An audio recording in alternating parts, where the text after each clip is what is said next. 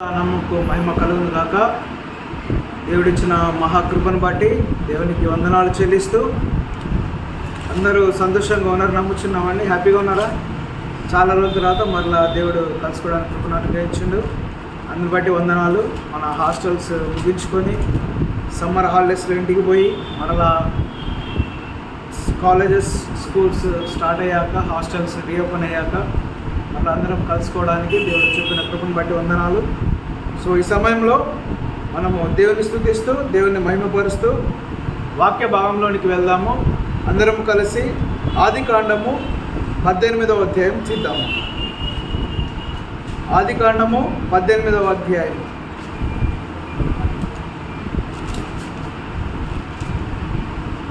14వ వచనం చదువుతా వినండి.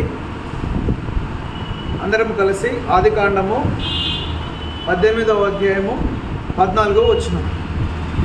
యెహోవాకు అసాధ్యమైనది ఏదైనా ఉన్నదా? మీదిటికి ఈ కాలమున నిర్ణయ కాలమందు నీ యొద్దకు తిరిగి వచ్చేదను. అప్పుడు షారాకు కుమారుడు కలుగుననెను. మరి ఒకసారి చదువుతున్నా వినండి. యెహోవాకు అసాధ్యమైనది ఏదైనా ఉన్నదా? మీదిటికి ఈ కాలమున నిర్ణయ కాలమందు నీ యొద్దకు తిరిగి వచ్చేదను. అప్పుడు షారాకు కుమారుడు కలుగుననెను. మనము మన యొక్క ఆత్మీయ జీవితంలో, మన యొక్క క్రైస్తవ జీవితంలో, విశ్వాస ప్రయాణంలో ప్రయాణిస్తూ ఉన్నప్పుడు, జీవిస్తూ ఉన్నప్పుడు, మన కాలాన్ని నడుపుతూ ఉన్నప్పుడు మనకు ఎదురయ్యే ప్రశ్న ఏంటంటే, నేను ఇన్ని రోజులు దేవుని నమ్ముకుంటూ వస్తున్నా, కానీ ఎందుకు ఇంకా నా జీవితంలో ఆశీర్వాదము రావట్లేదు? ఇంకా ఎందుకు నేను ఎదగట్లేదు? ఇంకా ఎందుకు నేను నా కుటుంబము అభివృద్ధిలోనికి రావట్లేదు? ఇంకా ఎందుకు నేను ఎన్ని ప్రయత్నాలు చేస్తున్నా నాకు సఫలము రావట్లేదు? నేను ఎంత కష్టపడి ప్రయత్నం చేస్తున్నా నాకు ఎందుకు విషయం రావట్లేదు అనే ప్రశ్న ప్రతి ఒక్కరికి ఎదురవుతుంటుంది. ఎందుకు ఎదురవుతుంది అంటే, మీరు బాగా గమనించండి. నువ్వు క్రైస్తవుడిగా ఉంటున్నప్పుడు నీ ప్రయాణం కొనసాగిస్తూ నీకు ఈ ప్రశ్న ఎదురైందంటే దీనికంటే ఒక బేస్ ఉన్నది కదా. కొంచెం డీప్గా ఆలోచించాలి. ప్రశ్న నీకు ఎదురైంది అంటే నువ్వు ఏదో ఒకటి చేస్తూ ఉన్నావు. ఆ చేస్తూ ఉన్నప్పటికీ నీకు అందులో సక్సెస్ రావట్లేదు, సాటిస్ఫై లేదు, కాబట్టి ప్రశ్న వస్తుంది. నువ్వు ఏం చేస్తూ ఉన్నావు అంటే ఒక క్రైస్తవునిగా దేవుని పైన విశ్వాసం ఉంచుతూ ఉన్నావు. నువ్వు విశ్వాసం ఉంచుతున్నావు కాబట్టి నీకు ఈ ప్రశ్న వస్తుంది. ఎగ్జాంపుల్, నీకు ఒక రోగం వచ్చింది, ఒక 10 రోజుల కోర్స్ ఇచ్చారు మెడిసిన్ టాబ్లెట్స్, 10 రోజుల తర్వాత రోగం పోలేదు. అప్పుడు నీకే ప్రశ్న వస్తుంది, ఎందుకు రోగం పోలేదని డాక్టర్ని క్వశ్చన్ వేస్తావు. ఏ ఆధారాన్ని బట్టి నువ్వు, అంటే ఏ స్టాండర్డ్ని బట్టి నువ్వు క్వశ్చన్ వేస్తున్నావు అంటే మెడిసిన్ వాడినావు కాబట్టి. మెడిసిన్ వాడినా నీకు జబ్బు పోలే, అందుకే నువ్వు క్వశ్చన్ వేయగలుగుతున్నావు. అదే మెడిసిన్ వాడకుండా నువ్వు డాక్టర్ని క్వశ్చన్ వేస్తావా? వేయలేవు. ఇన్ ద సేమ్ వే మన క్రైస్తవ జీవితంలో 2 భాగాల వ్యక్తులు ఉంటారు, 2 గ్రూపు వ్యక్తులు ఉంటారు. ఒక గ్రూప్ ఏం చేస్తుందంటే విశ్వాసముతో ప్రయాణిస్తూ దేవుని ప్రశ్న అడుగుతారు. ఇంకొంతమంది ఎలా ఉంటారంటే అసలు విశ్వాసమే ఉంచరు కానీ దేవుని ప్రశ్నిస్తారు. ఎలా? నా కుటుంబం ఎందుకు ఎదగట్లేదు? నా రోగం ఎందుకు పోవట్లేదు? నాకెందుకు ఉద్యోగం రావట్లేదు? నాకెందుకు సక్సెస్ రావట్లేదు? నేను ఏ ప్రయత్నం చేసినా ఎందుకు నాకు విజయం రావట్లేదు? నా పంట పొలాలు ఎందుకు పండట్లేదు? నేను సొంత ఇల్లు ఎందుకు కట్టుకోలేకపోతున్నా? సొంత బండి ఎందుకు కొనుక్కోలేకపోతున్నా? సొంత కారు ఎందుకు కొనుక్కోలేకపోతున్నా? ఏదైనా బిజినెస్ స్టార్ట్ చేస్తే నష్టమేగా జరుగుతుంది. ఎందుకు అని ప్రశ్నిస్తున్న మనము ఒకసారి మన బ్యాక్గ్రౌండ్ చెక్ చేసుకోవాలి. నువ్వు విశ్వాసముతో ప్రశ్నిస్తున్నావా, విశ్వాసము లేకుండా ప్రశ్నిస్తున్నాను జ్ఞాపకం చేసుకోవాలి, పరీక్షించుకోవాలి. ఇదొక భాగం. రెండవది, ఒకవేళ నువ్వు విశ్వాసం మీద ఆధారపడుతూ విశ్వాసము అనేటువంటి నావలను ప్రయాణిస్తూ ఇంకా గమ్యము చేరుకోకుండా ఒకవేళ ప్రశ్నించగలిగే స్థితిలో ఉంటే ఈరోజు దేవుడు నీతో మాట్లాడుతున్నాడు. ఏమని అంటే, యెహోవాకు అసాధ్యమైనది ఏదైనా ఉన్నదా? దేవుని నువ్వు ప్రశ్నించే ముందు నీకు నువ్వు ప్రశ్నించుకోవాల్సింది ఏంటంటే, నేను నమ్ముతున్న నా దేవునికి అసాధ్యమైనది ఏదైనా ఉన్నదా? ఈ ప్రశ్న నీకు నువ్వు ప్రశ్నించుకుంటే దేవుని దగ్గరికి వెళ్ళి అడిగేటువంటి అవసరం నీకు రాదు. నెంబర్ 1. రెండవది, ఒకవేళ నీకు నువ్వు ప్రశ్నించుకున్నా దేవుణ్ణి ప్రశ్నించే ముందు ఈ గ్యాప్లో ఏది, నీ విశ్వాసాన్ని నువ్వు ప్రయత్నిస్తూ నీ విశ్వాసాన్ని నువ్వు కాపాడుకొనొచ్చు. విశ్వాసముతో ఆ ప్రశ్నించాలనే పాయింట్ దగ్గర నువ్వు చేరుతావు కదా, విసిగిపోతావు కదా. ఆ విసిగిపోయిన పాయింట్ నుండి ఇక నేను రేపో ఎల్లుండో తర్వాత దేవుణ్ణి అడగాలనుకున్న పాయింట్, ఈ మిడిల్లో నువ్వు తెలుసుకోవాల్సిన విషయం ఏంటంటే వాక్య పరిజ్ఞానం ఉండాలి. వాక్య పరిజ్ఞానం ఉంటే నువ్వు విసిగిపోయినను, వేసారిపోయినను, కృంగిపోయినను, నేను దేవుని దగ్గరికి వెళ్ళి ప్రశ్నించాలి అనేటువంటి ఆలోచన నీకు ఉండదు. ఎందుకు ఉండదో తెలుసా? నువ్వు అక్కడి నుండి ఇక్కడికి వెళ్ళే గ్యాప్లో నీకు ఒక వాక్యం గుర్తొస్తుంది. ఏంటి ఆ వాక్యము అంటే, ఆదికాండము 18వ అధ్యాయం 14వ వచనంలో దేవుడు ఏం చెప్తూ ఉన్నాడు? యెహోవాకు అసాధ్యమైనది ఏదైనా ఉన్నదా అని ప్రశ్నించిన తర్వాత, మీదిటికి ఈ కాలమున నిర్ణయ కాలమందు నే వద్దకు తిరిగి వచ్చేదను, అప్పుడు శారాకు కుమారుడు కలుగును. ఏం గుర్తు రావాలని ప్రతి విశ్వాసకి దేవుని ప్రశ్నించే ముందు ప్రతి దానికి ఏమున్నదంట? నిర్ణయ కాలం. నీవు జాబ్ పొందుకోవాలన్న నిర్ణయ కాలం ఉన్నది, నువ్వు ఇల్లు కట్టుకోవాలన్న నిర్ణయ కాలం ఉన్నది, నువ్వు బండి కొనుక్కోవాలన్న నిర్ణయ కాలం ఉన్నది, నువ్వు ఉద్యోగం సంపాదించాలన్న నిర్ణయ కాలం ఉన్నది, నీకు పిల్లలు కలగాలన్న నిర్ణయ కాలం ఉన్నది, నీకు ఆరోగ్యము కలగాలన్న నిర్ణయ కాలం ఉన్నది, నీకున్న రోగము పోవాలన్న నిర్ణయ కాలం ఉన్నది. ప్రతి దానికి, నీ చావుకు కూడా నిర్ణయ కాలం ఉన్నది. కొంతమంది ఏమనుకుంటారు, నాకు పిల్లలు పుట్టట్లేరు 10 సంవత్సరాలు 15 సంవత్సరాలు అనుకుంటారు. ఇది మన వర్షం. కానీ ప్రతి ఒక్క వ్యక్తి జన్మించాలి అంటే ఆ వ్యక్తి కంటే ఒక నిర్ణయ కాలం ఉన్నది. అవునా కాదా? ఇస్సాకుకు నిర్ణయ కాలం ఉన్నది కాబట్టి ఆ నిర్ణయ కాలంలోనే ఇస్సాకు జన్మించిండు. కానీ జన్మించేంత వరకు తల్లిదండ్రులుగా వీరు బాధపడుతూనే ఉన్నారు. కానీ దేవుడు బాధను చూస్తూ ఉన్నాడు. కానీ ఆ ఇస్సాకు నిర్ణయించిన కాలం రానంత వరకు దేవుడు ఇచ్చాడు ఆ ఇస్సాకుని? ఇయ్యలే. ఇస్సాకుకు ఎప్పుడైతే నువ్వు ఈ క్షణమందు ఇక్కడ నువ్వు జన్మించాలి అని దేవుడు నిర్ణయించాడు, ఆ నిర్ణయం వచ్చేంత వరకు నీ లోపిక పట్టాల. దేవుడు నీ కుటుంబంలో ఒక వ్యక్తిని జన్మింప చేయడానికి నిర్ణయించినంత కాలం ఓపిక పట్టాల. ఆ నిర్ణయ కాలం వచ్చిన తర్వాత నువ్వు వద్దన్నా ఆగదు, కార్యం జరిగిపోతుంది. ఈరోజు మనం నేర్చుకోవాల్సిన విషయం ఏంటంటే, నేను ఎందుకు నా ప్రయత్నం నేను చేస్తున్నా సఫలం కావట్లేదు అనే ఒకవేళ నీకు ప్రశ్న వస్తే, ఆ ప్రశ్నను దేవుని అడగాలని అనుకుంటే, ఆ నీ ప్రశ్నకు దేవుని అడిగే ప్రశ్నకు మధ్య నీకు గుర్తు రావాల్సింది ఏంటి? నిర్ణయ కాలం అనేది ఒకటి నా జీవితంలో ఉన్నది. నిర్ణయ కాలం అంటూ నా పుట్టుకకు నిర్ణయ కాలం ఉంది కాబట్టి నేను నిర్ణయ కాలంలో పుట్టాను. ఒకవేళ నువ్వు 2019లో పుట్టావు, నేను అడుగుతున్నా, నువ్వు 2018లో ఎందుకు పుట్టలేదు? మీ పేరెంట్స్కు వివాహం జరిగి 2000 సంవత్సరంలో జరిగింది, లేకపోతే 2015లో జరిగింది, నువ్వు 2019లో పుట్టావు. 4 సంవత్సరాలు గ్యాప్ వచ్చింది. నేను అడిగే ప్రశ్న ఏంటంటే, నువ్వు 2019లో పుట్టావు కదా, మరి 2018లో నువ్వు ఎందుకు పుట్టలేదు? ఒకవేళ నువ్వు దేవుణ్ణి అడగాలనుకుంటే ప్రశ్న నీ చేతుల్లో ఉన్నదా? దేవుడు 2016లో ఎందుకు ఇవ్వలే? 2017లో ఎందుకు ఇవ్వలే? 2018లో ఎందుకు ఇవ్వలే? 2019లో ఇవ్వగలిగిన దేవునికి 18లో ఇవ్వలేడా? 18లో ఇవ్వగలిగిన దేవునికి 17లో ఇవ్వలేడా? 1920లో ఇచ్చిన దేవునికి 2020లో ఇవ్వలేడా? మరి ఎందుకు 2019 డిసెంబర్ 15వ తారీఖున ఎందుకు పుట్టాలా? అంటే ప్రతిదానికి నిర్ణయ కాలం. ఈరోజు దేవుడు మనతో మాట్లాడుతున్నాడు ఏంటంటే, నీ జీవితంలో ఎలాంటి సమస్య వచ్చినా నువ్వు కృంగిపోవద్దు, కానీ నీ నిర్ణయ కాలం కొరకు ఎదురు చూడాలి. ఒక చిన్న ఉదాహరణ చూసుకొని మనం ముగించుకున్నాం ఈరోజు. అబ్రహాము శారా గురించి మనం విన్నాము కదా. అనేక దినముల నుండి, వారముల నుండి, సంవత్సరం నుండి వింటూనే వస్తూ ఉన్నాం. అయితే ప్రశ్న ఏంటంటే, అబ్రహాము గారి వృత్తి ఏంటండి? అబ్రహాము గారు ఏం చేసేవారు? ఆయన దేవునిలోనికి రాకముందు విగ్రహాలు తయారు చేసేటువంటి వ్యక్తి, విగ్రహాలు అమ్ముకునేటువంటి వ్యక్తి. అంటే ఆయనకు పశు సంపదలు ఉన్నాయి, అన్నీ ఉన్నాయి, సమస్తం ఉన్నాయి, కానీ ఆయన ఈ పని చేస్తూ ఉన్నటువంటి వ్యక్తి. ఇక్కడ గమనించండి, ఆయన నడుస్తున్న క్రమంలో అబ్రహాము గారిని దేవుడు ఎప్పుడు పిలిచాడు? ఏ వయసునందు పిలిచాడు?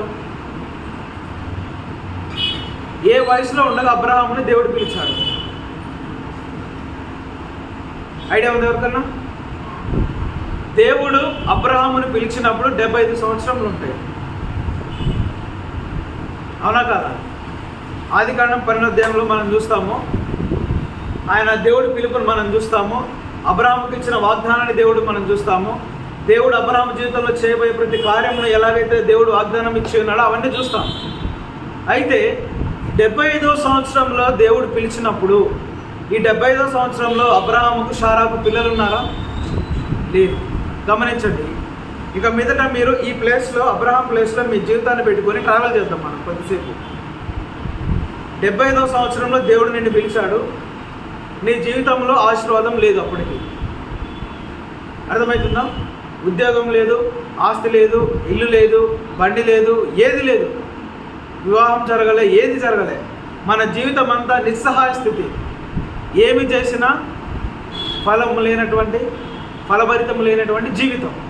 ఆ సందర్భంలో దేవుడు నిన్ను పిలిచాడు, అక్కడ నుండి నీ ప్రయాణం స్టార్ట్ అయింది, విశ్వాస జీవితం. 75 సంవత్సరాలు పిలిచాడు, మాట నమ్మి ప్రయాణం స్టార్ట్ చేశాడు. 76వ సంవత్సరం అయింది, 77వ సంవత్సరం అయింది, 78, 79, 80, 81, 82, 83, 90, 91, 92, 93, 94, 95, 96, 97, 98, 99. మధ్యలో ఎన్ని సంవత్సరాల గ్యాప్ ఉంది? ఎన్ని సంవత్సరాలు? 24 సంవత్సరాల గ్యాప్. 25వ సంవత్సరంలో, 100వ సంవత్సరంలో కుమారుడు జన్మించింది. అంటే దేవుడు ఎప్పుడు వాగ్దానం ఇచ్చిన అబ్రహాంకి? 75వ సంవత్సరంలో. దేవుడు ఎప్పుడు నెరవేర్చాడు? 100వ సంవత్సరంలో. మధ్యలో ఎన్ని సంవత్సరాల గ్యాప్ ఉంది? 25 సంవత్సరాల గ్యాప్ ఉంది. అంటే అబ్రహాము కుటుంబంలోనికి దేవుడు ఆశీర్వాదాన్ని నిర్ణయించిన కాలం ఎంత కాలము? 25 సంవత్సరాలు. అర్థమైందా? మరి నీ జీవితంలో దేవుడు నీ ఆశీర్వాదానికి నిర్ణయించిన కాలం నీకు తెలుసా? పోనీ అబ్రహాముకి 25వ సంవత్సరంలో దేవుడు ఆశీర్వదిస్తాడండి అబ్రహాముకు తెలుసా? ఓపికతో నడుస్తూ వచ్చాడు, ఓపికతో దేవుడితో సహవాసము చేస్తూ వచ్చాడు, ఓపికతో తన ప్రయత్నం తను చేస్తూ వచ్చాడు, ఓపికతో విశ్వాసముతో తన ప్రయాణాన్ని కొనసాగిస్తూ ప్రయాణించాడు. అర్థమవుతుందా? కాబట్టి మనకు ఈ పరిజ్ఞానం ఉండాలి. నా జీవితంలోనికి ఆశీర్వాదం ఎందుకు రావట్లేదు అంటే, అది నీ సమయం రాలే. నువ్వు కారు పొందుకునే సమయం నీకు రాలే, నీకు బండి పొందుకునే సమయం నీకు రాలే, నువ్వు ఇల్లు కట్టుకునే సమయం నీకు లేదు, ఇంకా నీకు కుటుంబంలో నీకంటూ సంతానం రావడానికి దేవుడు నిర్ణయించిన సమయం ఇంకా రాలేదు. మరి నువ్వేం చేయాలి? ఏ సమయం రాలేదని చేతులు కాలు బార్లా కూర్చుంటే అయిపోద్దా సాపుకొని? కుదరదు. నీ ప్రయత్నం నువ్వు చేస్తూ దేవుని మీద విశ్వాసము ఉంచాలి. అర్థమవుతుందా ప్రియ సహోదరుడా? ఈరోజు అది దేవుడు చెప్తూ ఉన్నాడు, నీ జీవితంలో నీకంటూ నీ ఆశీర్వాదాలు నిర్ణయించిన కాలము వరకు నువ్వేం చేయాలి? ఓపికతో విశ్వాసంలో కొనసాగాలి. అయ్యా నేను ఈ సంవత్సరం ఎగ్జామ్ రాసిన ప్రభువా, ఉద్యోగం వస్తుందంటే రావచ్చు, రాకపోవచ్చు. ఉద్యోగం ఫెయిల్ అయినా, అది ఎగ్జామ్ ఫెయిల్ అయినా, నెక్స్ట్ అటెంప్ట్ వచ్చింది, ప్రభా మరి ఈ సంవత్సరం అని నేను విశ్వాసంతో రాస్తున్నా, ఇస్తావా అయ్యావా అంటే దేవుడు ఇస్తాడు, ఇవ్వకపోవచ్చు. 3వ సంవత్సరం అయిపోయింది, 4వ సంవత్సరం అయిపోయింది, 5వ సంవత్సరం అయిపోయింది. నీకు లిమిట్ ఉన్నంత వరకు నువ్వు ప్రయత్నించాలి. ఒకవేళ అది లేదు అంటే నీ చిత్తంలో లేదని అర్థం, దేవుని చిత్తంలో లేదేమో. ఒకవేళ వచ్చింది అంటే దేవుని చిత్తంలో ఉన్నది కాబట్టి వచ్చిందేమో. దేనికైనా మనం దేవుని చిత్తానికి తల వంచి నడవాలి. అర్థమవుతుందా ప్రియ సహోదరుడా? ఇప్పుడు మనం చదువుకుంటున్న ఏజ్, మనం ప్రయత్నించే ఏజ్. మన ప్రయత్నం ఇప్పుడు ఏం చేయాలి? మనం డిగ్రీ సంపాదించుకోవాలి, పట్టా సంపాదించుకోవాలి. అది డిగ్రీ అయినా, అది డిప్లొమా అయినా, అది ఎంబీబీఎస్ అయినా, అది ఏదైనా నువ్వేం చేయాలో నీకున్న సమయం ఏంటంటే ఆ ఉద్యోగానికి తగిన క్వాలిఫికేషన్ నువ్వు సంపాదించుకునే సమయం ఇది. ఈ సమయంలో నువ్వేం చేయాలా? ఉద్యోగానికి సిద్ధపడే సమయం ఇది. క్లియర్? ఉద్యోగానికి సిద్ధపడి నువ్వు ఎప్పుడైతే క్వాలిఫికేషన్ సంపాదించుకొని ఎప్పుడైతే నువ్వు సిద్ధంగా ఉంటావో, సిద్ధపడిన వ్యక్తులకు దేవుడు ఏం చేస్తాడు? ఉద్యోగం ఇస్తాడు. అబ్రహాము శారా గారు 24 సంవత్సరాలు సిద్ధపడ్డారు దేవుని సన్నిధిలో. 24 సంవత్సరాలు దేవుని సన్నిధిలో విశ్వాసముతో సిద్ధపడ్డారు. దేని కొరకు? పొందబోయే కుమారుని కొరకు, పొందబోయే గర్భఫలము కొరకు. అవునా కాదా? వెంటనే ఇస్తే మనకు విలువ తెలియదు. రెండవది, మనకు అనుభవం లేకుండా ఇచ్చిన విలువ మనకు తెలియదు. ఇప్పుడు యేసులో మనకు ఒక కారు ఇస్తే దాని విలువ మనకు తెలుస్తుందా? ఎట్లా వాడుకోవాలో తెలుస్తుందా? ఎలా మనము దాన్ని ఉపయోగించుకోవాలో తెలుస్తుందా? నీకు జ్ఞానం వచ్చిన తర్వాత, అనుభవం వచ్చిన తర్వాత వస్తువు నీ చేతులకు వస్తే ₹1 సంపాదించుకునే మార్గంలోనికి దాన్ని ఎలా వాడుకునే విధానంలో తెలుస్తుంది. ఒక చిన్న ఎగ్జాంపుల్, మైనర్స్కి పెళ్లి చేసుకునే హక్కు లేదు. అవునా కాదా? కారణం ఏంటండి? ఎందుకు హక్కు లేదు? మైనర్ అబ్బాయి అయినా మైనర్ అమ్మాయి అయినా చట్టం ఒప్పుకోదు. కారణం ఏంటి అంటే వాళ్ళు పెళ్లి చేసుకోవద్దని అంటుందా? వాళ్ళకి పెళ్లి చేసుకునే అర్హత లేదా? అర్హత ఉంది. ఒక అబ్బాయిగా ఒక అమ్మాయిగా పెళ్లి చేసుకునే అర్హత ఉంది. కానీ పెళ్ళి అనేటువంటి అనుభవంలోనికి అడుగు పెట్టడానికి అర్హత లేదు. ఇంకా వాళ్ళకి ఆ అనుభవం వారికి లేదు, ఆ పరిపక్వత వారికి లేదు, ఆ మెచ్యూరిటీ వారికి లేదు.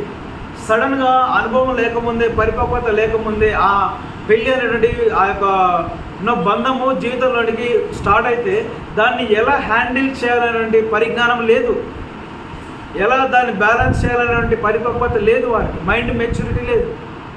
అందుకే మైండ్ మెచ్యూరిటీ వచ్చేంత వరకు, జ్ఞానం వచ్చేంత వరకు, అవగాహన వచ్చేంత వరకు, లోకము అవగాహన వచ్చేంత వరకు వారికంటే ఒక సమయము నిర్ణయించబడింది. ఆ సమయం తర్వాత నువ్వు పెళ్లి చేసుకోవద్దంటారా? ఎప్పుడు చేసుకుంటావని అడుగుతారు. ఇంకా కావట్లేదు ఏందని అడుగుతారు. అవునా కదా? 18కి ముందు చేసుకుంటే తప్పు, 18 తర్వాత చేసుకోకపోతే తప్పు. అవునా కదా?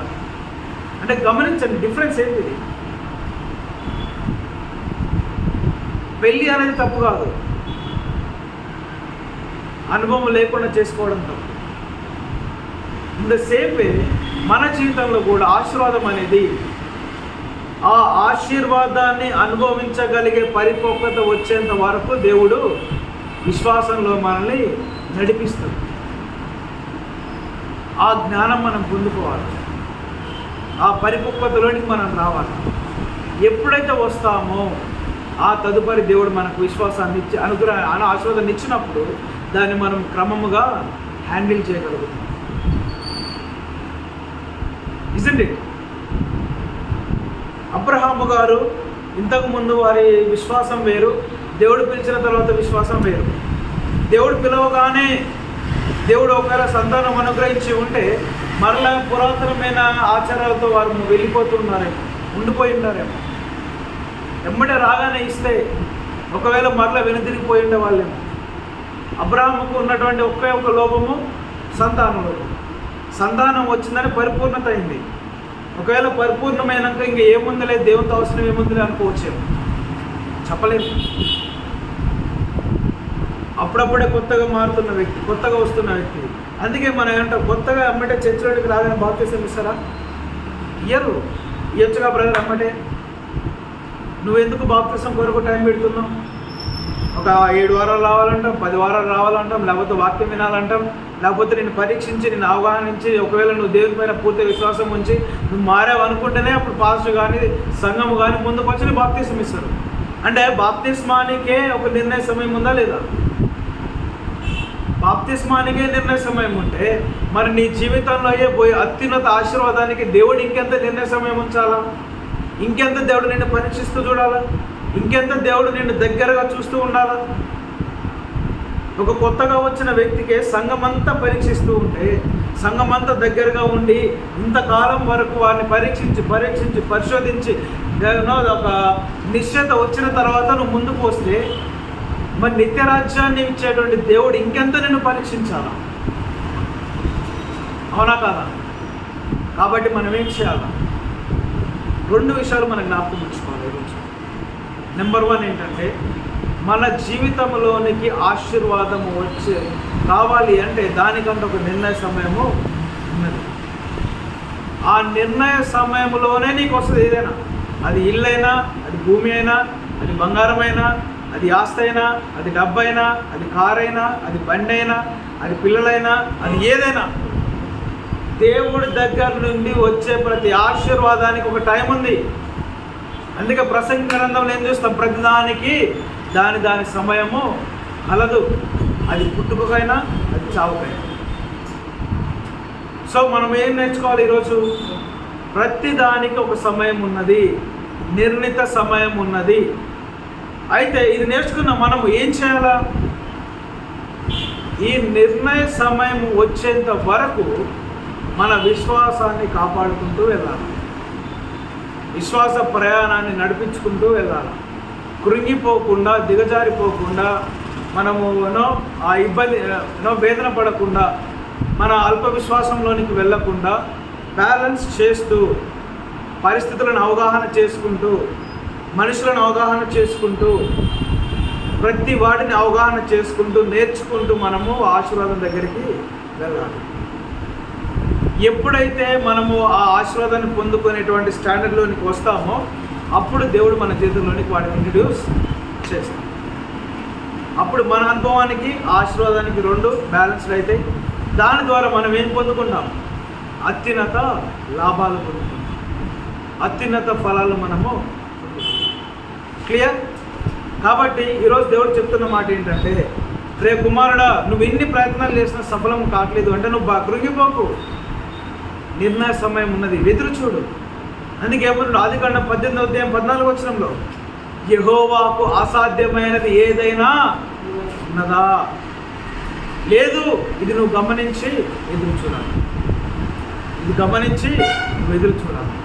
ఇది గమనించి నా దేవునికి అసాధ్యమైనది ఏది లేదని నువ్వు నమ్మి విశ్వాసం ఉంచాలి.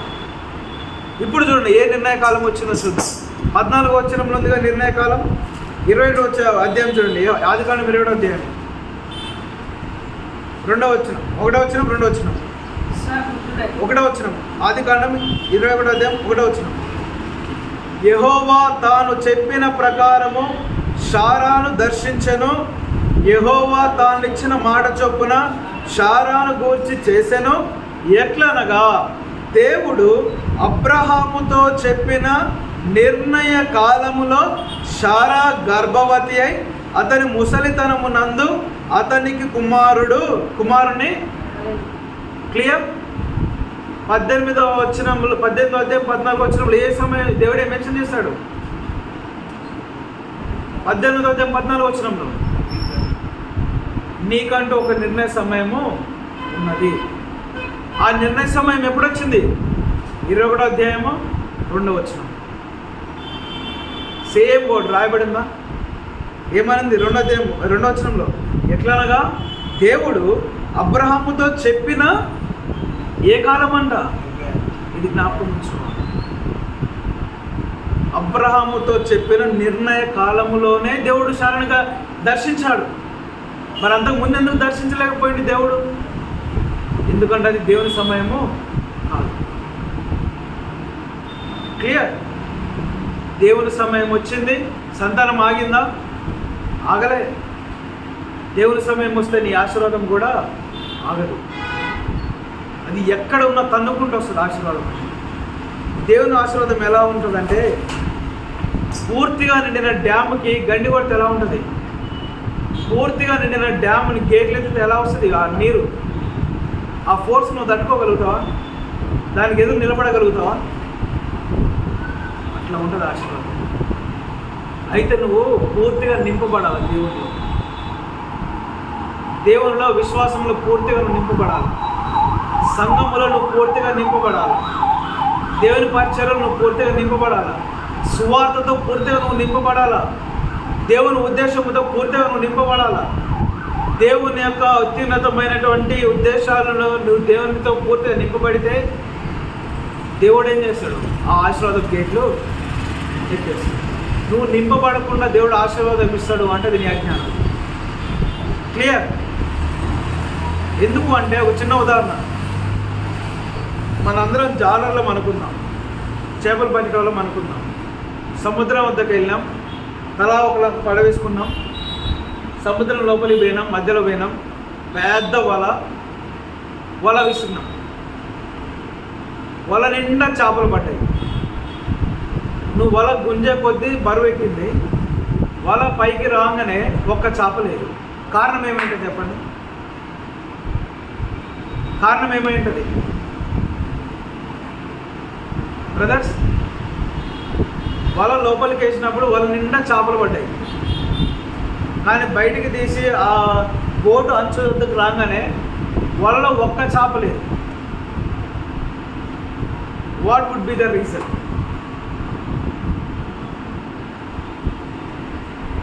ఎందుకు చెప్పండి? కారణం ఏమైంది?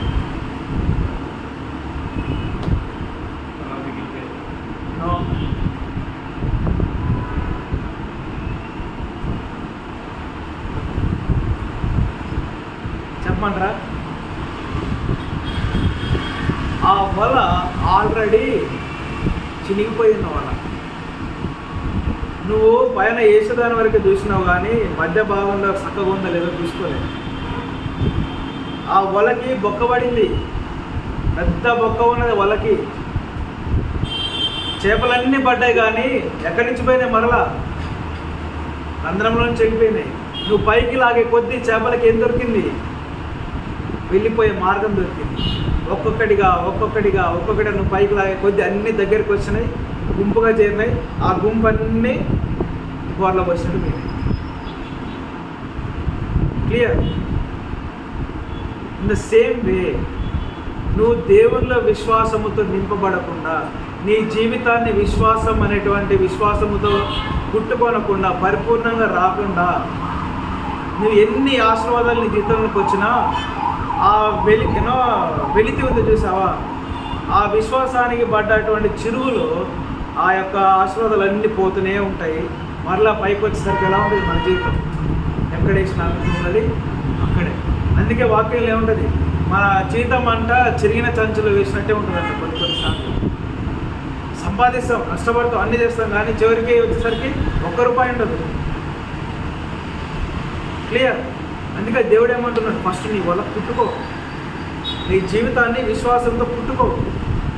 నీ జీవితాన్ని విశ్వాసం అనేటువంటి ఆ యొక్క దారాల చేత దృఢముగా బలంగా నువ్వు పుట్టుకో. సిద్ధపరచుకో ముందు నీ వలని, పరీక్షించుకో నీ వలని.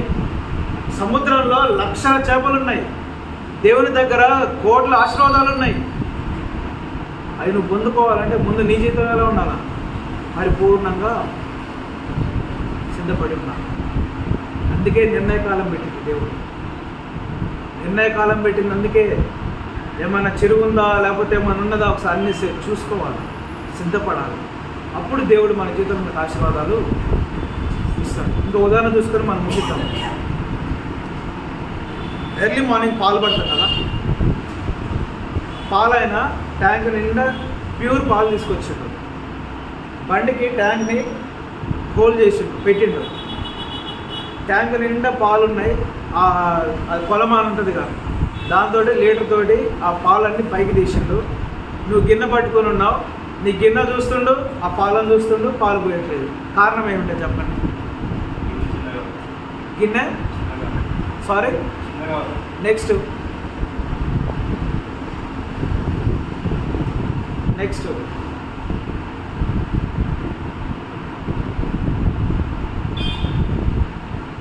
నీ గిన్నెను చూస్తుండు, నిన్ను చూస్తుండు, పాలన చూస్తుండు, కానీ పోయట్లేదు.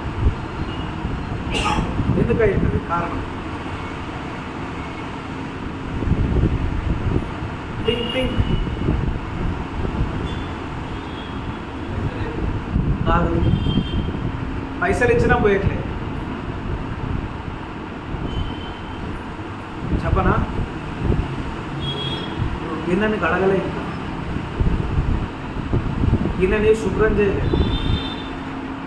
శుభ్రం చేయకుండా గిన్నెలో పాలు పోస్తాడా? పాలు పోస్తే ఏమైతే ఖరాబ్ అవుతుంది, పనికి రాకుండా అయితే. మన హృదయాన్ని ఇంకా కడుక్కోకుండా, మన జీవితాన్ని కడుక్కోకుండా, మన జీవితంలో విశ్వాసాన్ని నింపుకోకుండా, ఆయన రక్తము చేత కడగబడకుండా, శుద్ధి చేయకుండా, పవిత్రము చేయకుండా, పరిశుభ్రం చేయకుండా మన హృదయంలోనికి, మన జీవితంలోనికి ఆశీర్వాదాలు వేస్తే ఏమైపోతాయి? ఖరాబ్ అయిపోతాయి. ఏం చేస్తున్నాం అర్థం కాదు. ఆశీర్వాదాలు కూడా ఆగమైపోతాయి. అందుకే దేవుడు ఏం చేస్తున్నాడు? ఫస్ట్ నువ్వు డబ్బులు కాదు నాకు ఇచ్చేది, పాలోడు ఏమన్నా నువ్వు డబ్బులే కాదు ఇచ్చేది, గిన్నె కడుగు ఫస్ట్, తర్వాత ఇద్దు డబ్బులు, నెలకి 2 నెలలకి. ఫస్ట్ నువ్వేం చేయాలండి? ఈ గిన్నెలో నీకు పాలు రావాలంటే ఫస్ట్ గిన్నె ఎలా ఉండాలా? శుభ్రంగా ఉండాలా. ఆశీర్వాదాలు మన జీవితంలో నీకు రావాలంటే ఏం కావాలా? మన జీవితం కూడా పరిశుభ్రంగా ఉండాలి, పరిశుద్ధంగా ఉండాలి. అందుకే దేవుడు ఏమంటాడు? నేను డబ్బు అడగట్లే, ఆస్తులు అడగట్లే, నా దశంభాగాలు ఇచ్చినా అయిపోయినా నాకు సంబంధం లేదు. ఏమడుగుతున్నాడు దేవుడు? నీ విరిగి నలిగిన హృదయాన్నే దేవుడు అడుగుతున్నాడు. దహన బలులు, నైవేద్యములు అడగట్లేదు దేవుడు. డబ్బులు మ్యాటర్ కాదు మనకి. దేవుడిగా అదే అనుకున్నా, కామన్గా ప్రతి క్రైస్తవుడికి ఏంటంటే ఆదివారమున దశంభాగం ఇచ్చో, 10 లక్షలు ఇచ్చో, 10,000 ఇచ్చో, ఇక అయిపోయింది, దేవుడు మనల్ని ఆశీర్వదిస్తాడంటే తప్పది. That is a wrong concept. నువ్వు డబ్బు ఇచ్చినా ఇవ్వకపోయినా నీ హృదయం పరిశుద్ధంగా పవిత్రంగా ఉంటే చాలు. You are the eligible person to get the blessings from God. డబ్బులు దేవుడు అడగట్లేదు. ఇది వ్యాపారం కాదు. నువ్వు డబ్బులు ఇస్తేనే ఆశీర్వాదం ఇస్తాను. ఆశీర్వాదము, రక్షణ అనేది ఉచితముగా ఇవ్వబడింది మనకి. ఆ పరిశుద్ధిని రక్తము ద్వారా మనము సంతరించుకున్నాము. ఆ పరిశుద్ధిని త్యాగము ద్వారా, ఆయన శిలువ మరణము ద్వారా మనకు ఉచితముగా అనుగ్రహింపబడింది ఈ రక్షణ. ఈ రక్షణకు ఖర్చు పెడితే దొరికేది కాదు. నువ్వు కోట్లు ఇచ్చినా సంపాదించుకునేది కాదు ఈ రక్షణ. ఉచితముగా నువ్వు నీ హృదయాన్ని కడుక్కొని వస్తే పొందుకునేది. ఈ రక్షణకి క్వాలిఫికేషన్ ఏంటనుకున్నావు? నీ పాపపు హృదయాన్ని దేవునికి ఇవ్వడమే క్వాలిఫికేషన్. క్లియర్? కాబట్టి ఈరోజు దేవుడు మనతో మాట్లాడిన రీతిలో మనం ఏం చేయాలండి? ఇప్పుడు మనకి ఇప్పుడు ఏ అవగాహన, పరిజ్ఞానం ఉండాలి, ఏ పరిపక్వత ఉండాలి వాక్యంలో? వాక్యానికి మన జీవితానికి ఎప్పుడు టాలీ చేసుకుంటూ ఉండాలి. ఆశీర్వాదం ఎందుకు రావట్లేదంటే కారణం ఏంటి? ఇప్పుడు మనకి బ్రదర్స్ కారణం ఏంటి? ఆశీర్వాదం ఎందుకు రావట్లేదంటే ఆ సమయం ఇంకా రాలేదు. నెంబర్ 1. నెక్స్ట్, ఆ సమయం వచ్చేంత వరకు మనం ఏం చేయాలి? తొందరపడి ప్రశ్నించడం కాదు, విశ్వాసముతో ఎదురు చూడాలి. ఎట్ ది సేమ్ టైం ఆ ప్రయాణంలో మన జీవితాన్ని మనం పరీక్షించుకోవాలి. ఎక్కడెక్కడ మనం మిస్టేక్ చేస్తున్నాం, ఎక్కడెక్కడ మనం పాపం చేస్తున్నాం, ఇంకా మన జీవితంలో చిల్లు పడిన స్థితిలో ఉన్నామా, లేదా పరిపక్వతలోనికి వెళ్తూ పరిశుద్ధంగా వెళ్తూ కట్టుకుంటూ ఉన్నామా? మన గిన్నె ఇంకా పరిశుభ్రంగా ఉన్నదా, ఇంకా అక్కడక్కడ ఏమైనా మచ్చలు ఉన్నాయా? కొంతమంది అంట్లు తోమినా అక్కడక్కడ మచ్చలు ఉంటాయి కదా. ఆ నైట్ తిన్న, లేకపోతే నైట్ అందులో ఉంచిన ఆ రైస్ ముద్రలు ఉంటాయి కదా. ఒకవేళ అట్లా ఉన్నదేమో మన జీవితంలో. అంతా బాగానే ఉంది, అక్కడక్కడ మచ్చలు ఉన్నాయేమో, అక్కడక్కడ మనం మిస్టేక్స్ చేస్తూ ఉన్నామేమో, సందర్భంలో మనం మిస్టేక్ చేస్తూ ఉన్నాం. వాటిని కూడా మనం ఒకసారి పరీక్షించుకొని దేవుని సన్నిధిలో మనము ప్రార్థిస్తూ దేవుని బలాన్ని పొందుకొని మనం విడిచిపెట్టడానికి ప్రయత్నము చేయాలి. ఎప్పుడైతే నీ విశ్వాసాన్ని దేవుడు చూస్తూ ఉంటాడో, దేవుడు తన నిర్ణయ సమయంలో ఆయన చెప్పినట్టుగా, ఆయన వాగ్దానం ఇచ్చినట్టుగా దేవుడు మన జీవితంలో కార్యములు జరిగిస్తాడు. అందరి తలలోంచుదామా? కొన్ని నిమిషాలు మనం ప్రార్థించుదాం. దేవుని సన్నిధిలో ప్రార్థించడం. దేవుడు మనతో మాట్లాడి ఉన్నాడు క్లియర్గా. రే కుమారుడా, నీ విశ్వాసం ఎలా ఉన్నది? నీ ఆలోచన ఎలా ఉన్నది? ఒకసారి జ్ఞాపకం చేసి